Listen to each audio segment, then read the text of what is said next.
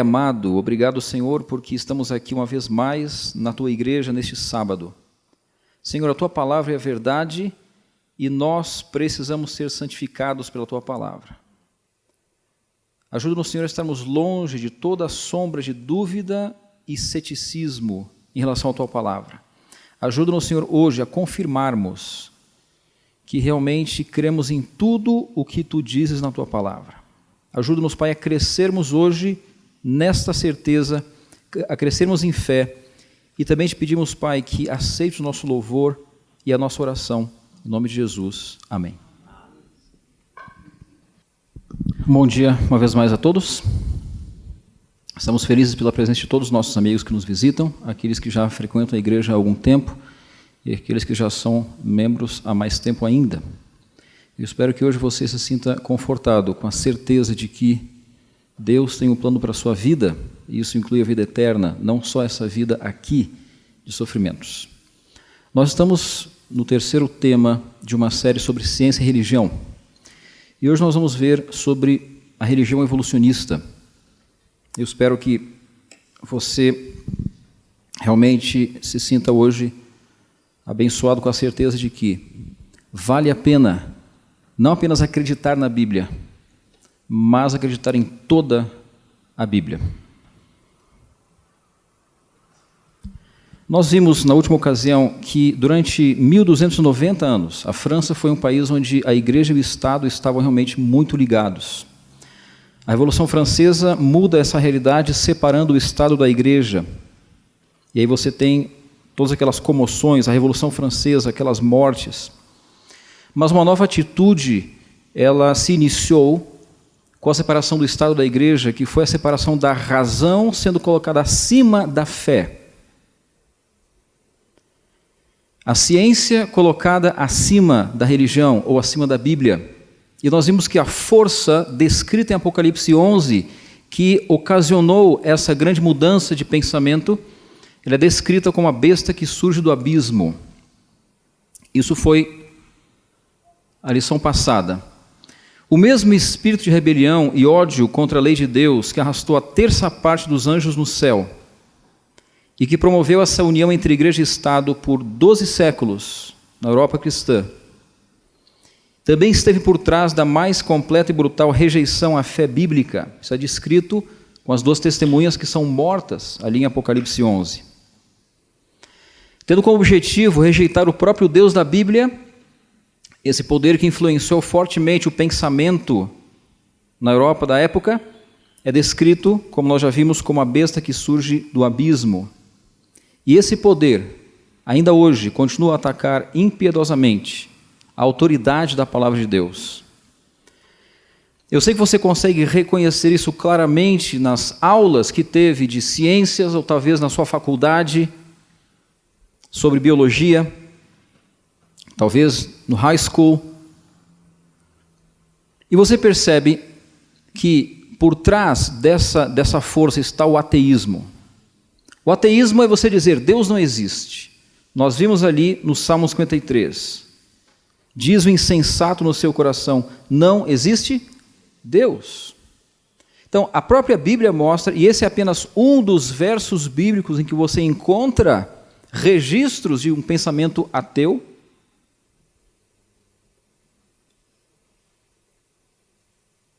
A Bíblia mostra que o pensamento ateu é muito mais antigo do que nós imaginamos. De fato, é quase tão antigo quanto o pecado nesse mundo. Ele já estava presente no coração dos habitantes desse mundo antes do dilúvio. Ellen White, ela diz, no livro Patriarcas e Profetas, descrevendo o pensamento dos descendentes de Caim. Não desejando conservar a Deus em seu conhecimento, logo vieram a negar a sua existência. Adoravam a natureza em lugar do Deus da natureza, glorificavam o gênio humano, adoravam as obras de suas próprias mãos e ensinavam seus filhos a curvar-se diante de imagens de escultura.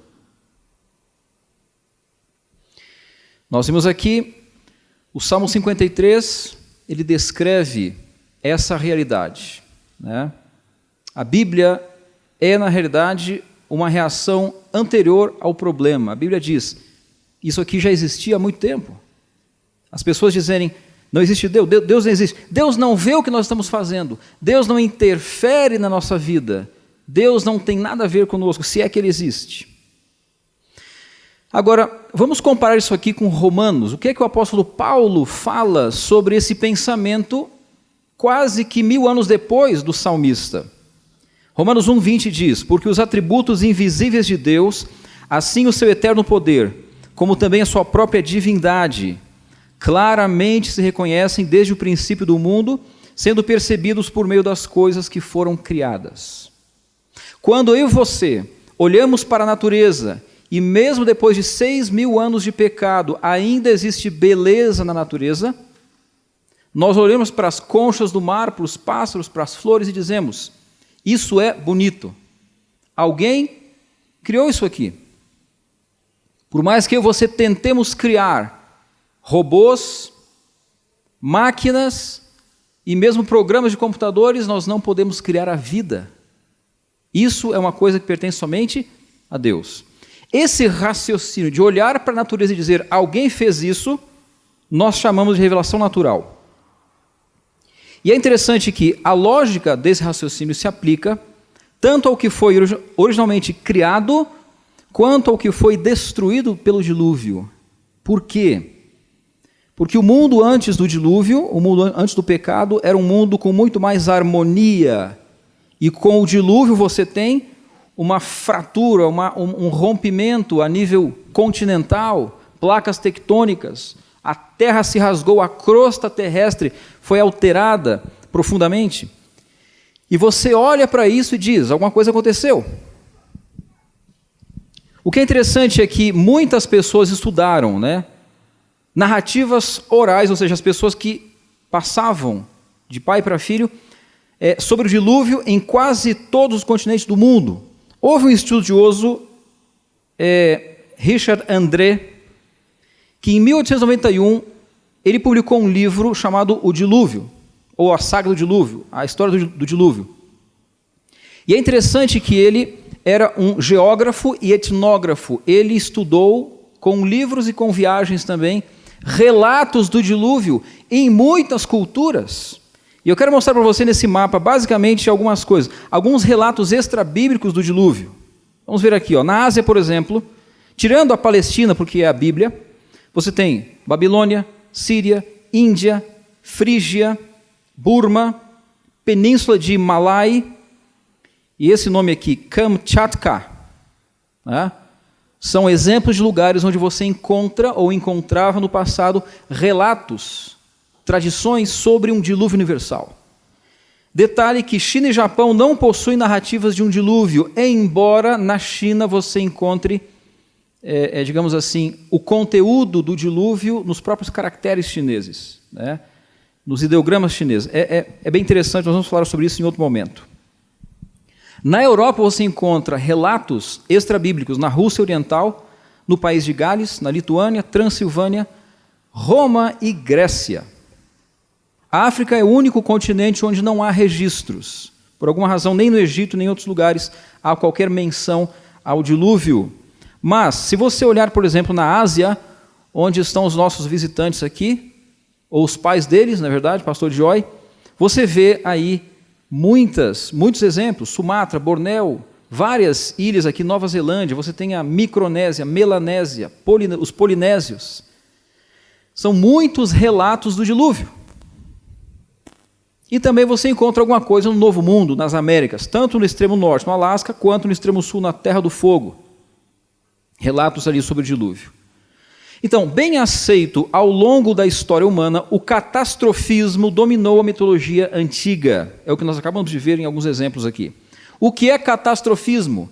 É apenas o nome científico para a descrição das mudanças geológicas causadas pelo dilúvio.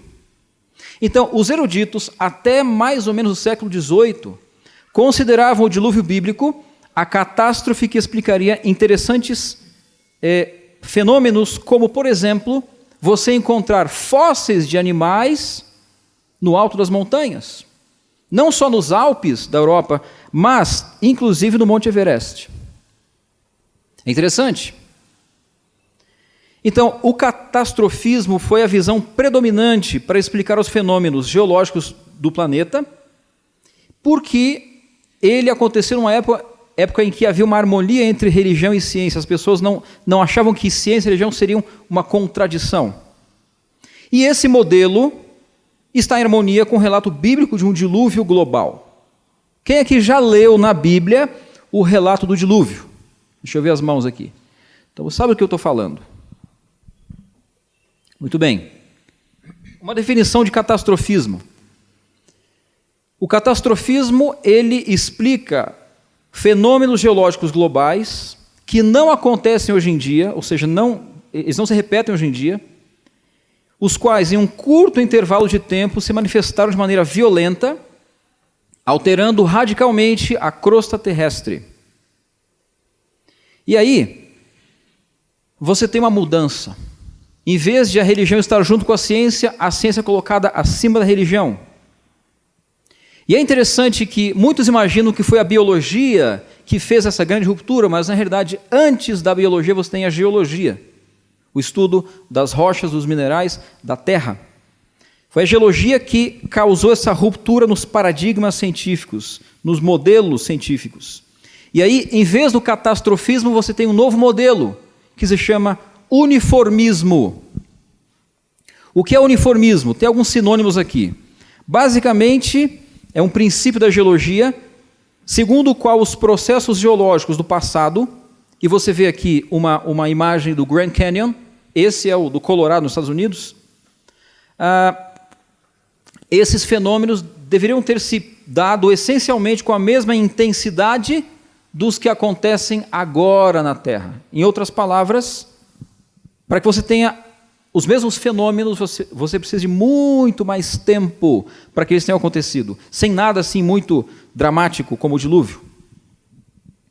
O presente é a chave do passado. Esse aqui é uma frase conhecida desse autor, chamado James Hutton. Em 1795, ele lançou um livro. Esse livro, A Teoria da Terra, lançou as bases do uniformismo. Ele dizia o seguinte: a explicação para os fenômenos geológicos estaria na ação lenta e gradual por longos períodos de tempo. Não se trata de 12 meses, como o dilúvio. Todo o processo durou 1 ano, até que as águas finalmente abaixaram. Não se trata disso, mas de milhões e milhões, de fato bilhões de anos nessa teoria. Nenhum evento extraordinário deve ser usado para explicar o aparecimento comum desses fenômenos, diz James Hutton, em 1795. E o pessoal disse, bom, então, quer dizer que a gente tem que descartar o quê? O dilúvio. E veja a frase que James Hutton termina o seu livro. Ele diz o seguinte: analisando tudo que nós analisamos da geologia, nós não encontramos vestígio algum de um início e nem a perspectiva de um fim. Você tem ideia de o que isso significa? Veja bem, essa afirmação, ela confrontou de maneira ousada a visão bíblica de que Deus é o Criador, de que Ele criou a Terra em 6 dias e há não mais do que 5 ou 6 milênios atrás. Diz aqui o autor Ariel Ruth, do livro A Ciência Descobre Deus, que tem sido a base aí dos nossos temas. O significado disso, meus queridos, é que de maneira muito sutil, a besta que surge do abismo, ou seja, todo esse poder satânico de descrença, de ceticismo, ele começou a desvalorizar a protologia e a escatologia bíblica na mente das pessoas. Pastor, o que é protologia? Protologia é o estudo das primeiras coisas, certo? O início. E a escatologia é o estudo das últimas coisas, é o fim. Então, vamos ver isso de outra maneira. Olha só, pense comigo. Esse gráfico explica de maneira bastante simples. A história da Terra, como nós a conhecemos, está no azul. Antes disso veio a protologia, ou seja, a intervenção divina para criar a Terra, ou, se você quiser dessa maneira, criar a vida na Terra. Isso nós acreditamos. E aí você tem no final da história humana a escatologia, os últimos acontecimentos. Deus intervirá outra vez, ele vai acabar com o problema do pecado, ele vai destruir os ímpios depois de um julgamento prévio. Agora, se você não colocar o dilúvio, que te mostra tantas evidências geológicas, fica bem mais difícil você acreditar na palavra de Deus. E foi isso que ele fez, foi o que James Hutton fez com o uniformismo. Ele falou, olha, nada de dilúvio, acabou o dilúvio. Então, se você não tem mais o dilúvio, fica difícil crer na protologia. E se você não tem sustentação para a protologia, você também facilmente joga fora a escatologia. E aí, meus queridos, fica só a história da Terra, sem começo, sem fim e sem rumo. Aí está a frase de James Hutton, não encontramos vestígio algum de um início, nem a perspectiva de um fim. O pastor Dwight Nelson, num livro chamado Criação e Evolução, ele diz o seguinte, acompanhando esse mesmo raciocínio, se a história do dilúvio é falsa, segue-se, logicamente, que a história da criação também é falsa. Por quê? Porque a Bíblia diz claramente que Deus ocasionou o dilúvio. Deus falou, vai chover e choveu. E uma grande comoção e milhões de pessoas morreram e pronto, foi um castigo de Deus, foi um juízo de Deus. Ora, se o dilúvio não foi ato de Deus, então a criação também não é um ato de Deus. Continuando a lógica, se a história do dilúvio é falsa, também eliminamos as evidências de um iminente julgamento divino de quem? Da raça humana. Você percebe que se você joga fora a protologia, você joga fora também a escatologia? Então, de acordo com o autor aqui, Hutton colocou de lado o grande e catastrófico dilúvio descrito na Bíblia e que, a essa altura da história, ainda era confirmado, aceito, endossado por vários cientistas e geólogos de destaque na Inglaterra, no Reino Unido. Eu quero mostrar para você, essa ilustração é da Enciclopédia Britânica, na sua primeira edição, no ano de 1771. E o interessante é que você vê, esse objeto aí é a arca, você vê a descrição, a arca de Noé flutuando ou boiando sobre as águas do dilúvio. O interessante é que, nessa primeira edição da Enciclopédia Britânica, você tem uma parte de cronologia do mundo, da história do mundo. E eles aceitam que, de acordo com o cálculo cronológico aqui do reverendo James Ussher, a criação do mundo teria acontecido como fato histórico no ano 4007 a.C., e o dilúvio teria acontecido no ano 2351 a.C. Ora, essa visão da Enciclopédia Britânica, ela reflete uma visão o quê? Bíblica da história do mundo, você percebe? Mas isso começou a mudar, quando em 1830, você tem aí, não sei se podemos chamar de, sim, um seguidor aí de James Hutton, que é Charles Lyell. Eu não sei se a pronúncia é Lyell ou é Lyell. Vamos ficar com Lyell, que é mais português, né? Também era da Escócia, e ele lança em 1830 o seguinte livro, Princípios de Geologia. E ele vai um passo além de James Hutton e diz o seguinte, bom, isso aqui é uma descrição, né? Princípio de Geologia é o mais influente tratado de geologia já escrito, que não apenas iria revolucionar esse campo de conhecimento, mas alteraria profundamente o pensamento científico, e eu diria que da Europa como um todo. Por quê? Ele começou a dizer o seguinte, olha, a Terra na realidade tem bilhões de anos e não apenas 6.000. E mais, aqui está o perigo. Ele diz o seguinte, mudanças geológicas tendem a ser vagarosas e cumulativas, não catastróficas, sendo causadas por forças conhecidas atualmente, como, por exemplo, uma delas é a erosão. A erosão, você sabe, a água vai passando, vai corroendo ali, as coisas vão caindo, vai abrindo buraco. É assim que as pessoas explicam o Grand Canyon, quando você vai lá no Colorado. Não, isso aqui foi milhões e milhões de anos. Enquanto nós olhamos para qualquer fenômeno desses muito grandes e dizemos, isso aqui aconteceu durante algumas semanas, talvez alguns meses, após o dilúvio, quando as águas estavam baixando, eram bilhões e bilhões e trilhões de metros cúbicos de água, a uma velocidade absurda, eles fizeram isso em poucos meses, e não os bilhões de anos. Mas, enfim, por volta da metade do século XIX, o uniformismo havia se tornado a visão predominante nos círculos intelectuais, enquanto o catastrofismo, que é a visão bíblica, estava o quê? Simplesmente diminuindo. O que é interessante para nós é que as teorias do uniformismo que propunham bilhões de anos para as formações geológicas da Terra serviram para esse rapaz aí, para esse rapaz que você conhece bem o nome dele, serviram como se fosse assim uma moldura teórica, uma moldura conceitual para a teoria da evolução de Charles Darwin. Vamos falar Darwin, né, que é mais português aqui. Charles Darwin. Por quê? Você sabe que de 1831 a 36 ele esteve navegando nesse navio, esse HMS Beagle aqui, e onde ele passava, ele recolhia amostras de passarinhos, de animais, de bichinhos aqui, ali e tal. E ele realmente passou praticamente 5 anos, como você vê aqui, coletando amostras. E nos próximos 20, quase 30 anos, ele passou simplesmente classificando e dando uma explicação para as diferenças entre as espécies.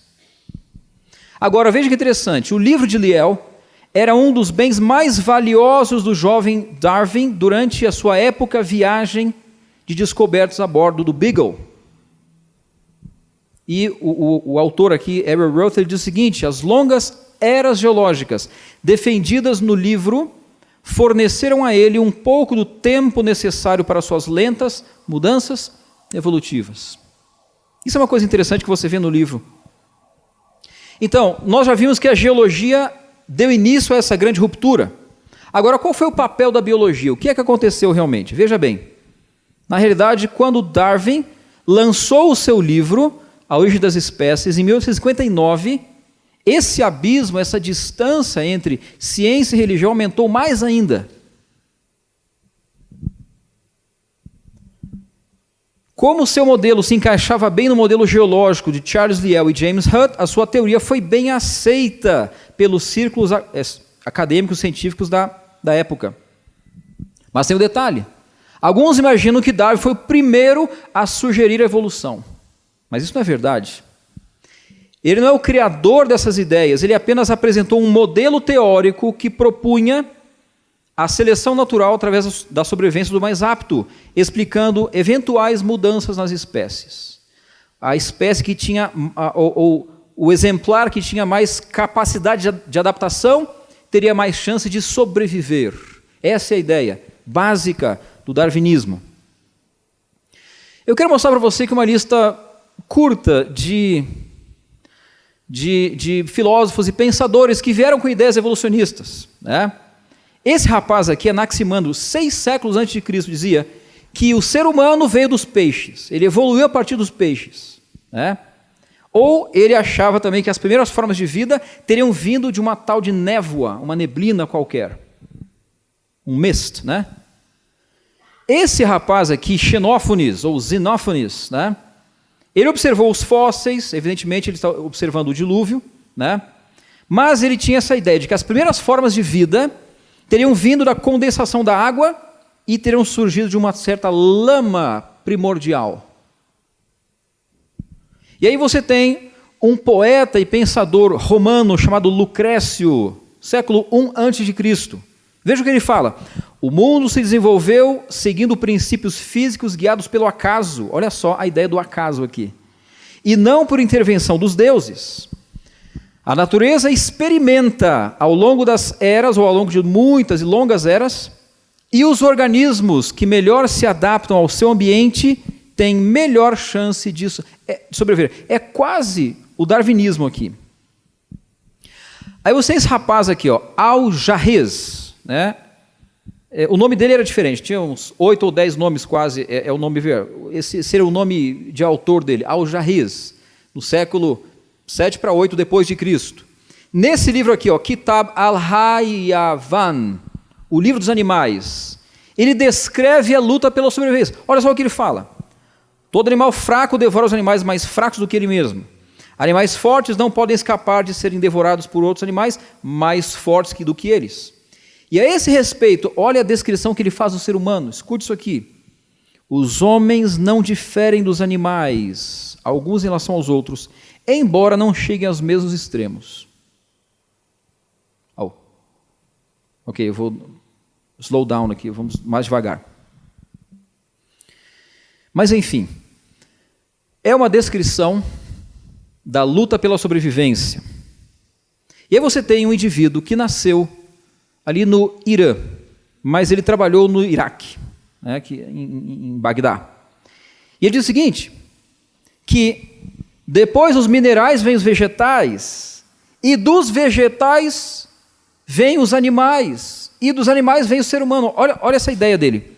A tamareira é considerada a mais alta entre as árvores e se assemelha à menor entre os animais. Então nasce o mais baixo dos animais. Olha a palavra, ele evolui para um macaco. Você encontra nessas epístolas aqui essa ideia. E de acordo com o texto aqui que nós vimos, eu não sei se todos, mas alguns pensadores muçulmanos nessa época afirmam que o macaco evoluiu para um tipo inferior de homem bárbaro. Ele então se tornou um ser humano superior. Você percebe a ideia da evolução aqui, cada vez maior? Só que essa ideia é uma ideia de evolução ligada a uma ideia religiosa, porque o ser humano supostamente pode evoluir até se tornar um anjo. E aí já não é a nossa praia aqui, né? Já não é o que nós acreditamos. Esse rapaz era bastante curioso, o Zhuangzi, de fato o nome dele é Zhuangzhou, né? Ele escreveu ali um livro de anedotas e fábulas que tinham valores do taoísmo. Mas ele tem uma descrição num das suas historinhas, de evolução também, através de uma série de substâncias, insetos, cavalos, seres humanos, a partir também de uma ideia de uma névoa, de um borrifo, de um spray, né, nebuloso. Pulando toda a Idade Média, vamos agora para a Idade Moderna. Você tem esses três nomes aqui, ó. Esse Maupertuis aqui, né, é francês. Ele estudou História Natural, Hereditariedade, a luta pela vida. Esse Georges Louis Leclerc, ele é conhecido como... não sei se é barão, se é duque de Buffon, uma coisa parecida assim. 36 volumes sobre o assunto da história natural. E é interessante que ele discutiu nesses volumes, nesses livros que ele escreveu, vários problemas que são típicos do evolucionismo.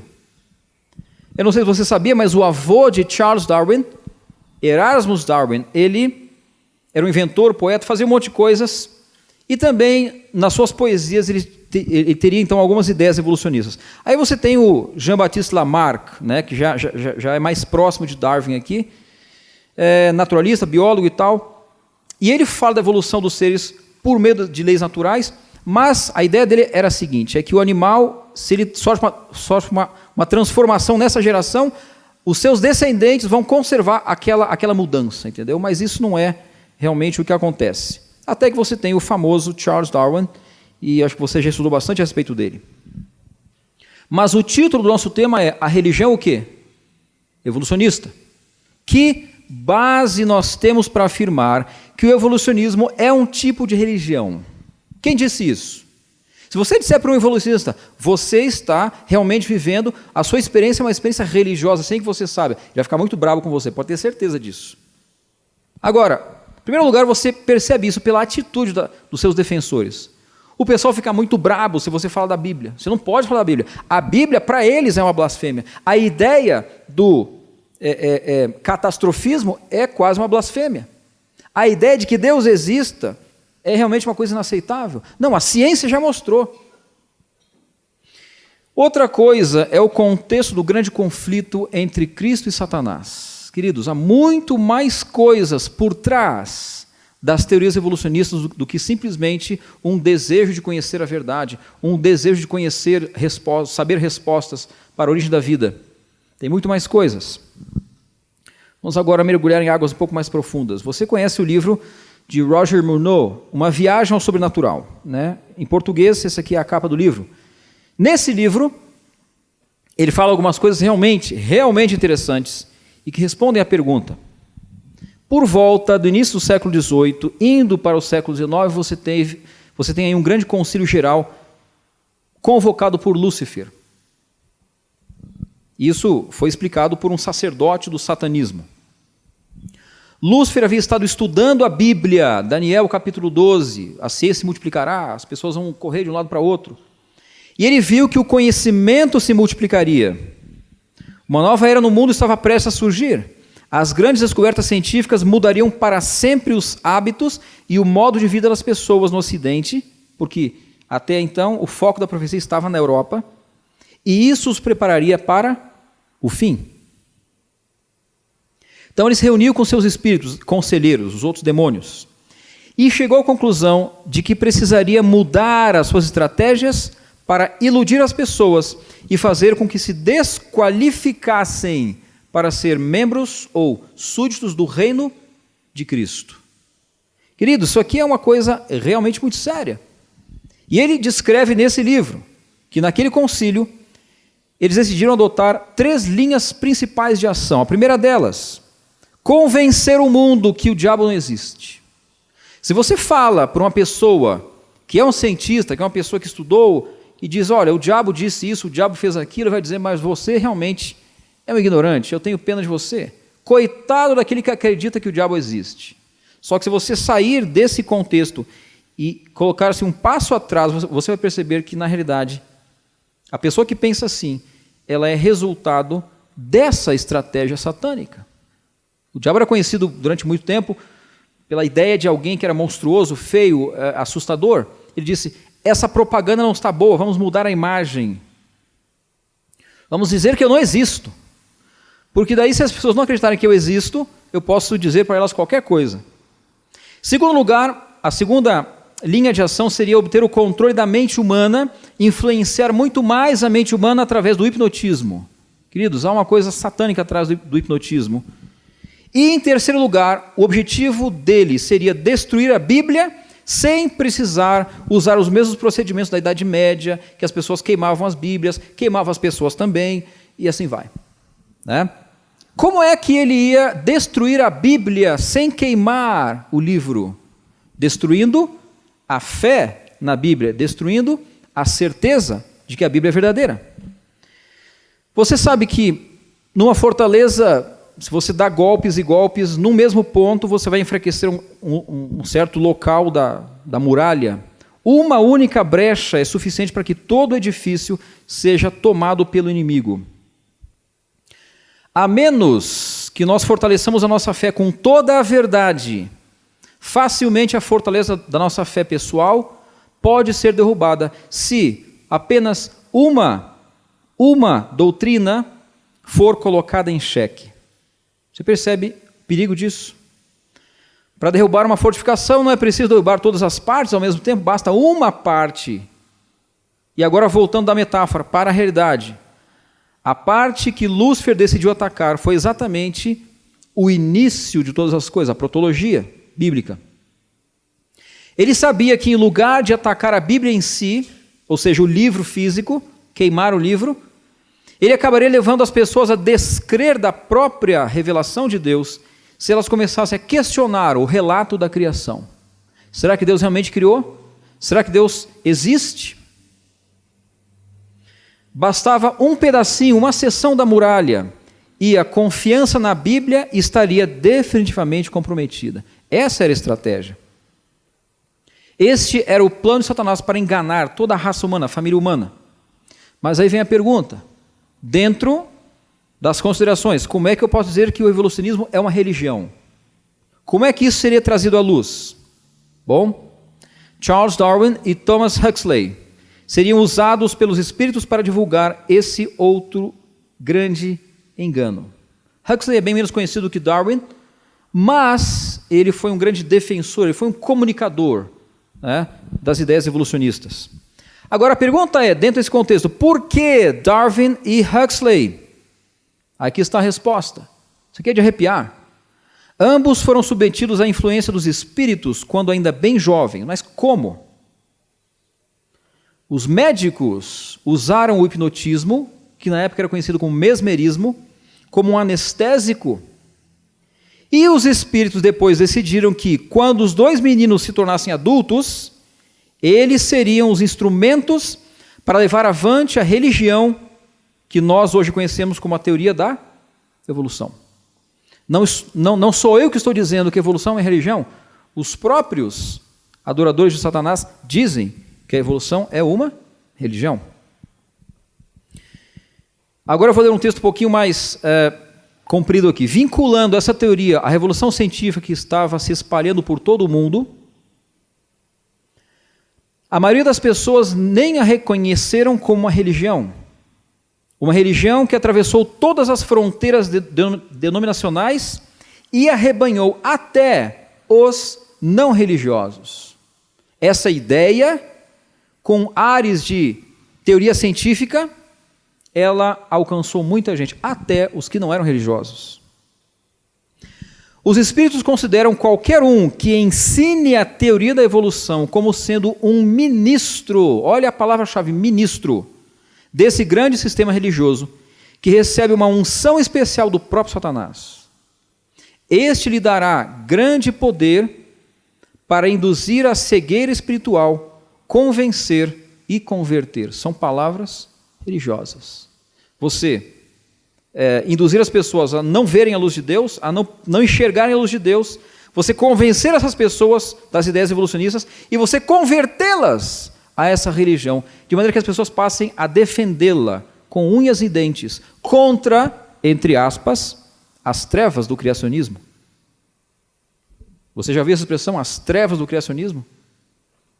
Você encontra na boca de cientistas por aí. Satanás e seus conselheiros chegaram à conclusão de que poderiam usar a teoria da evolução para destruir o próprio alicerce da Bíblia. Qual é o alicerce da Bíblia? É a certeza de que Deus existe e que Ele se revela ao ser humano. O que estava em jogo aqui era de tão grande vulto, ou de tão grande importância, que o próprio Satanás colocou-se como tutor de Charles Darwin na montagem dos princípios de seus conceitos científicos. Diz aqui o autor na página 55 do livro dele. O próprio Lúcifer, em pessoa, deu ali as dicas, para que Darwin pudesse, então, sistematizar as suas ideias. Darwin foi orientado pelo próprio Lúcifer para estabelecer os princípios da teoria da evolução. Isso aqui, meus amigos, é uma religião. Bom, mas como pode alguém considerar a teoria da evolução uma doutrina religiosa? Foi uma pergunta que o Murnau fez para o sacerdote ali com quem ele havia entrado em contato. E o indivíduo disse o seguinte: uma doutrina religiosa é qualquer coisa que aproxime alguém para mais perto do seu Deus. Pode ser um conceito, pode ser uma atividade, ou qualquer coisa que não está nem relacionado com religião. E ele continua dizendo o seguinte: mas, se ela serve para promover os ideais de Satanás, que é o grande Deus desse mundo, então é uma doutrina religiosa no mais completo significado da palavra. Queridos, transmitindo essa teoria através do sistema educacional, você sabe que o evolucionismo é considerado uma certeza absoluta. As pessoas não suportam a ideia de que alguém questione o evolucionismo, né? Então, em todo o sistema educacional no mundo, Satanás faz com que as novas gerações se desqualifiquem para o reino de Deus. Por quê? Porque, acreditando na evolução, elas deixam de crer na Bíblia. O evolucionismo é, portanto, um sistema religioso revestido com status de inquestionável verdade científica. Você lembra que a Igreja Católica, na Idade Média, tinha os seus dogmas. Ninguém pode questionar um dogma. Se você questiona uma verdade absoluta, você é um herege. Hoje em dia, as pessoas dizem, você não pode questionar o dogma do quê? Da evolução. Se você questionar, você é o herege. Você percebe como é que as coisas são? Então, essa verdade científica é divulgada por pessoas que estão sob o domínio e influência de Satanás, mesmo que elas nem sequer acreditem que Satanás existe e é um ser real. Então é uma coisa muito sutil.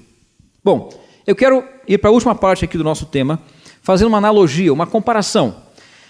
Quem é que já esteve na praia? Deixa eu ver as mãos. Na praia e tal. eu quando vou à praia eu fico na areia. Não é que eu não saiba nadar, mas é que eu fico muito mais confortável na areia, né? Você sabe que o mar tem nível de profundidade. Você tem areia, que você está tranquilo. Você não vai morrer afogado na areia, certo? Se você entrar na água, você já corre algum risco, se não sabe nadar. Às vezes vem uma onda e quando você vê, né? E aí tem uma camada mais profunda e outra mais profunda. Nós temos aqui, nesse gráfico, uma parte realmente escura. São as partes das fossas abissais. Elas são consideradas assim porque lá a luz não entra. É tão profundo que não entra luz. Vamos usar, então, essa ideia como analogia para o pensamento ateu. O ceticismo também tem vários níveis. Você pode dizer, não, eu não acredito em tudo. Você já é um cético. Você já está nesse nível azulzinho aqui. Né? Não, mas eu não acredito em Deus. Bom, é outro nível de ceticismo. E tem gente que não acredita em nada. Nem em Deus, nem no diabo, nem extraterrestre, não acredita em nada. É o agnosticismo. Né? Só para a gente exemplificar. Agora, veja que o que nós temos hoje existem áreas de intersecção. Por exemplo, se você juntar a ciência, que em si deveria ser neutra, né? A ciência é uma coisa neutra. Não é uma coisa religiosa, nem é para cá nem para lá. A ciência é a ciência. Mas se você juntar ciência com pressupostos ateístas, você tem o evolucionismo. É isso.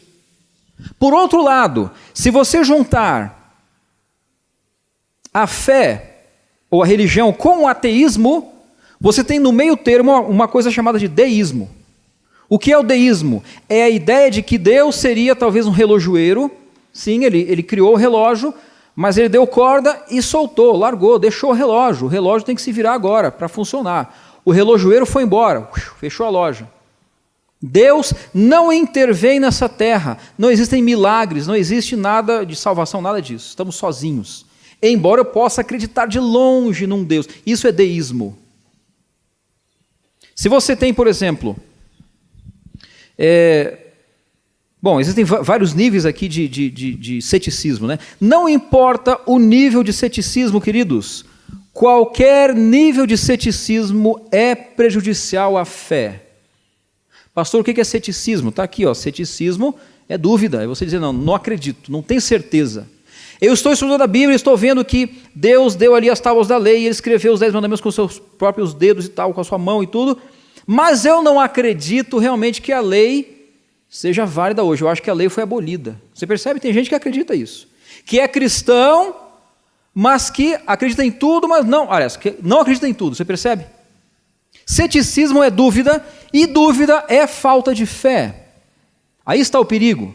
É você não estar só na praia, é você colocar o pé na água e dizer, não, eu vou entrar aqui um pouquinho, aí eu vou entrar um pouquinho mais, e quando você vê, você está lá no fundo. Duvidar de partes, apenas algumas partezinhas pequenas da palavra de Deus, é muitas vezes mais perigoso do que duvidar de toda a palavra de Deus. Quando eu estudo a Bíblia com alguém, eu explico, ou você crê em toda a Bíblia, toda, ou você joga tudo fora.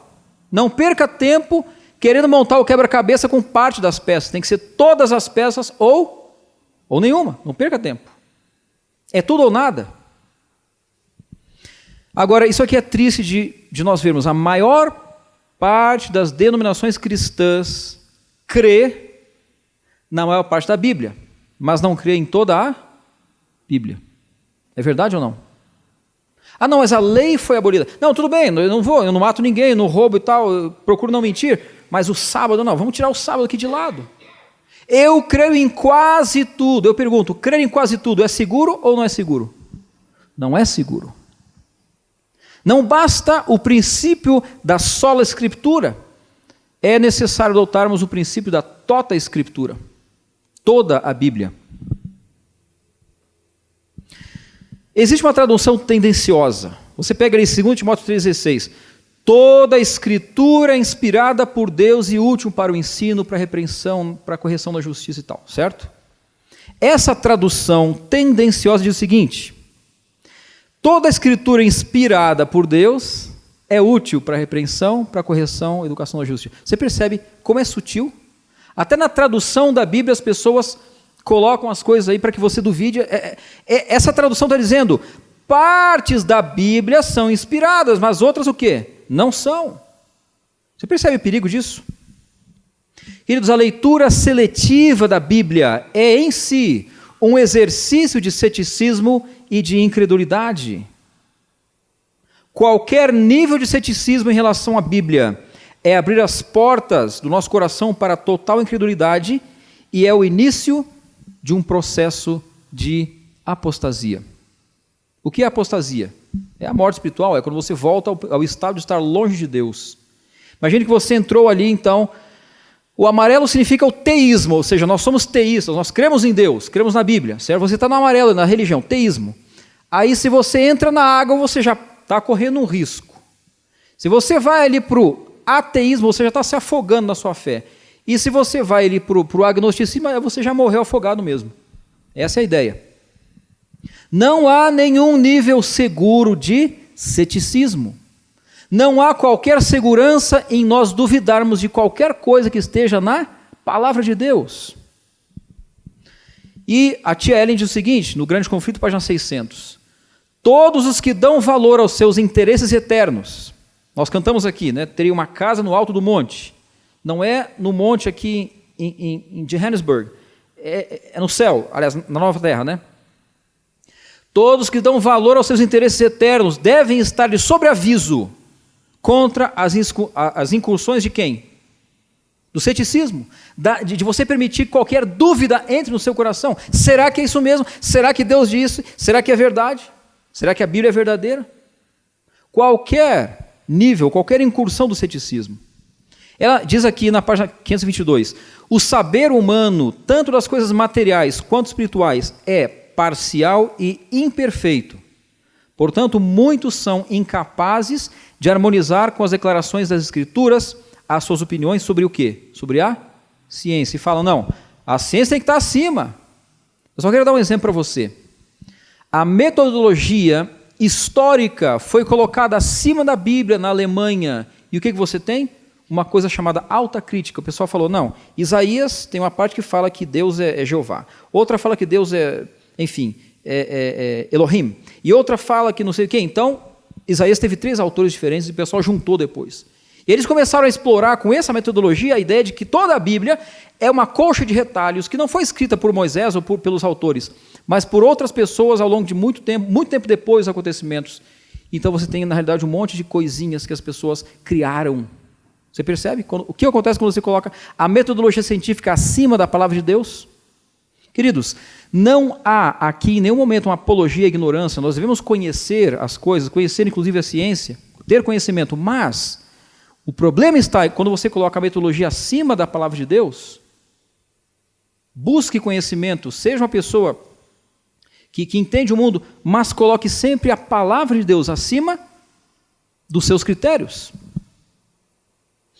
Muitos aceitam meras teorias e especulações como fatos científicos e julgam que a palavra de Deus deve ser provada pelos ensinos da falsamente chamada ciência, de acordo com o texto de 1 Timóteo 6,20.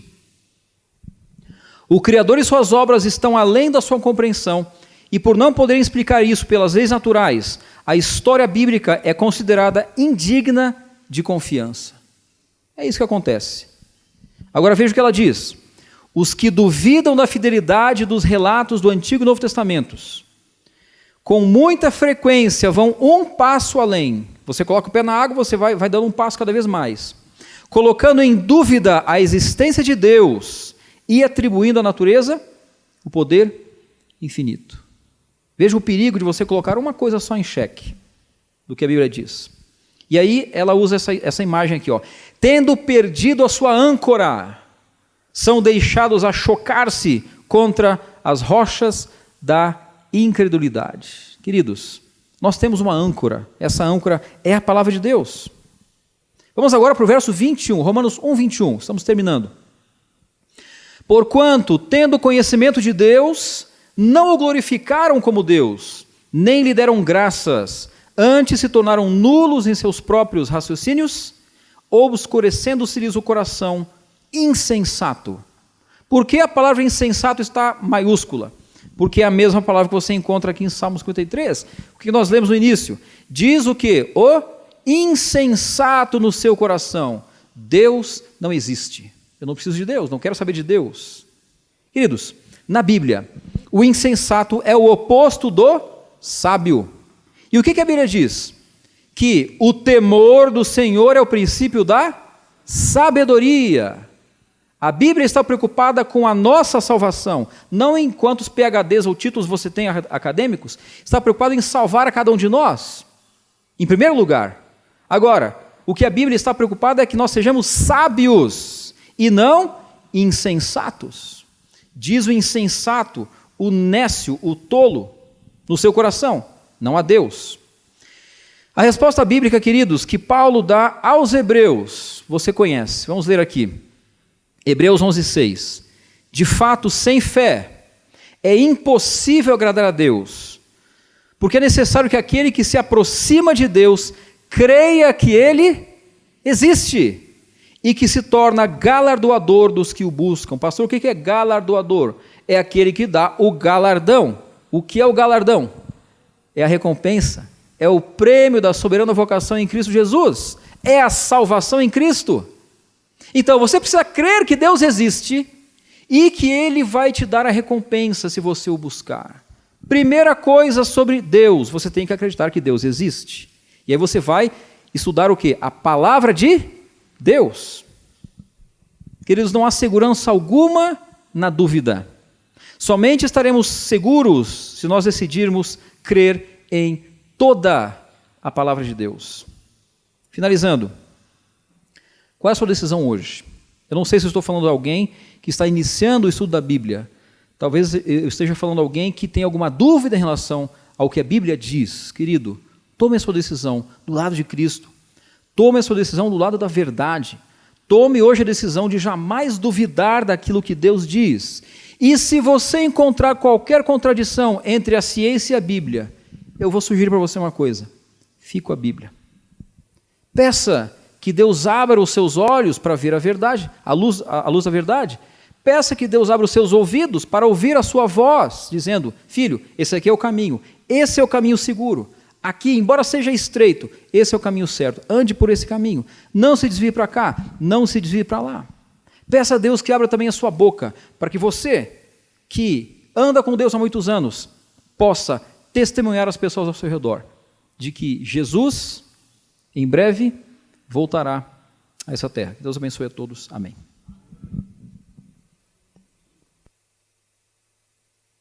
Oremos. Nosso Pai amado, obrigado, Pai, porque te revelas a nós através da Tua palavra, não só da natureza.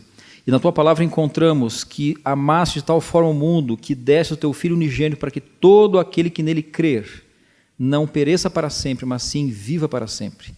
Obrigado, Pai, porque hoje vimos como é importante estar longe de qualquer dúvida. Pai, afasta-nos da incredulidade, afasta-nos do ceticismo, ajuda-nos, Senhor, a Te conhecer através da Tua palavra e também conhecer profundamente a Tua palavra, Senhor, para que nunca jamais sejamos enganados pelos sofismas de Satanás. Ajuda-nos, Senhor, a permanecer em Ti, ajuda-nos, Pai, a crescermos em fé, em obediência e assim, quando Jesus voltar, possamos estar entre aqueles que serão levados para o céu. Pai, obrigado pelas muitas bênçãos e pedimos que agora nos despeças com a Tua bênção e a Tua proteção para os nossos lares, nos dando um sábado feliz em Tua presença. Em nome de Jesus. Amém.